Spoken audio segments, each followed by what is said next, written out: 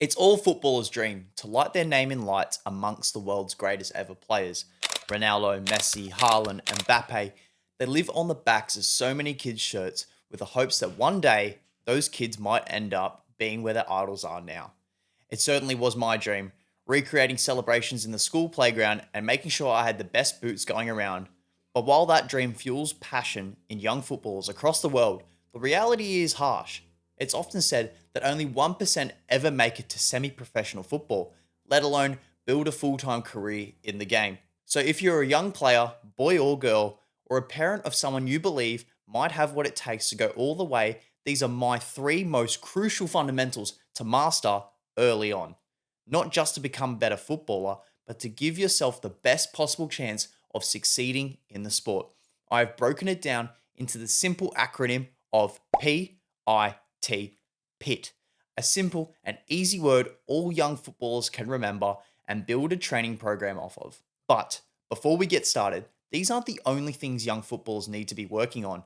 Lamine Yamal's old training and recovery routine used to consist of 20 plus hours a week of training, playing, and recovery. So it doesn't just come naturally. Things like kicking a ball at every spare chance you have, as well as maintaining match fitness, are not options, but expectations. So, getting things started with the letter P. The letter P begins before a football is even kicked on a pitch. Preparation. Preparation is a broad term, but includes a lot of different things. Basic stuff like recovery, maintaining a good and balanced diet, as well as getting an adequate amount of sleep at night, all play a role in your preparation when it comes to playing football. Staying up at 1 a.m. playing PlayStation and getting McDonald's as an easy Friday night dinner for a Saturday morning kickoff just isn't good enough. Things as simple as this separate you from those that really want to maximize their potential. Preparation on game day is just as essential. Stretching for an absolute minimum of 30 minutes is crucial.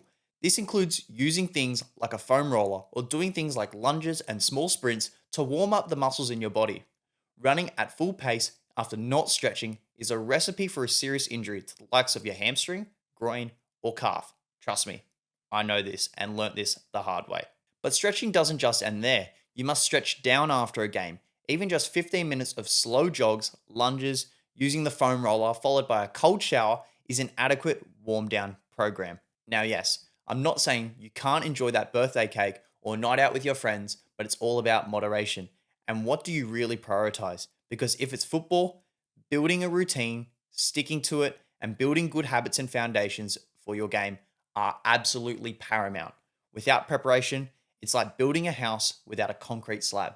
You just can't do it. Onto the letter I, that stands for intelligence. And by that, I mean you need to be watching football games and not just the ones on television. Yes, watching your favorite Premier League team is fantastic. You really understand how to read the game by watching them.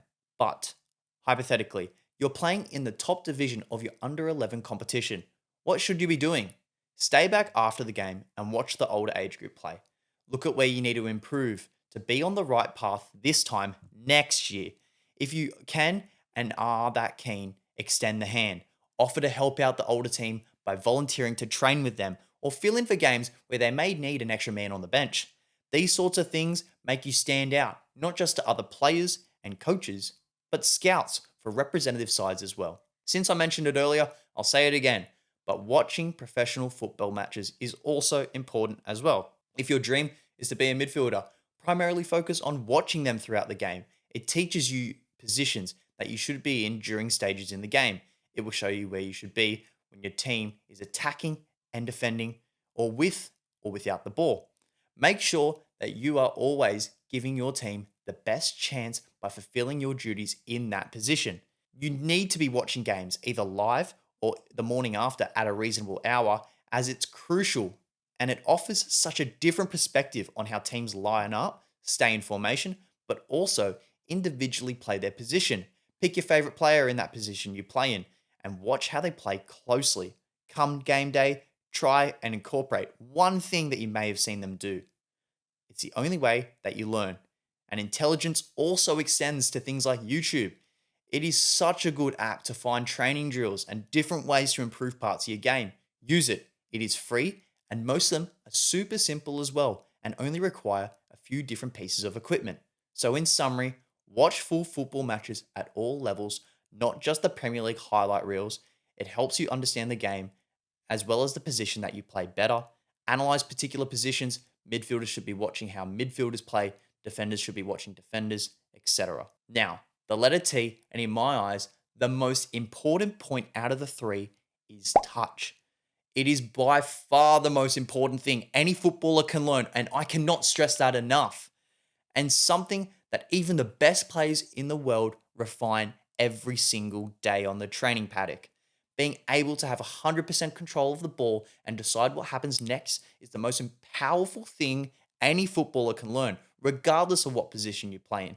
Whether the ball is passed you along the ground, off a bounce, or coming from in the air, a good first touch helps you make your next move, whether that be passing, shooting, dribbling, or just keeping the ball. Players with a good touch can control the game and always look calm on the ball. And trust me, that makes you stand out amongst a crowd of players. Doing simple ball mastery drills like keeping the ball close to your feet and dribbling through cones, juggling a football, or kicking a ball against a wall will make a massive difference. And by the time game day comes around, you will be able to tell who knows how to take a first touch and who doesn't. It's something I feel not enough coaches place emphasis on. And how about this? I'll give you a hypothetical. If a team does 4 hours of training a week across 2 sessions, I would be collectively spending at least an hour just dedicated to ball mastery and first touch. It is the boring stuff, but my God, does it pay off come game day. Many dominoes fall off the back of one's first touch, including weight of pass, general ball striking, as well as knowing what part of the ball you should be hitting and how hard you should be hitting it. And that's all I had. But by following these three pillars of football, I can almost guarantee you that you will already be levels ahead of your competition, at least in the fundamentals of football. I will say, there are more I could have added, for sure, but these for me are the big three. So if you want to see a part two, let me know in the comments.